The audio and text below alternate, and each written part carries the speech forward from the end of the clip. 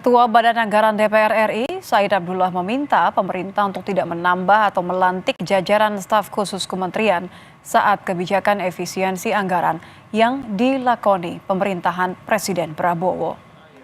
Said juga Ketua DPP PDIP berharap seluruh pihak dapat menahan diri untuk tidak melantik staf khusus ketika pemerintah justru sedang mengencangkan ikat pinggang. Hal ini juga dinilai Said agar tidak menimbulkan polemik di masyarakat.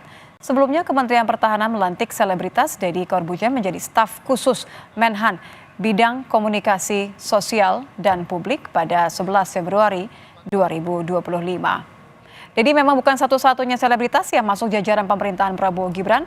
Sebelumnya ada sederet nama artis yang dilantik sebagai staf sus seperti Raline Shah di Komdiji dilantik 13 Januari lalu. Ketika efisiensi dilakukan sedemikian rupa, mohon dengan segala kerendahan hati pemerintah bisa setidaknya mengerem staf sus yang ada supaya di publik juga elok.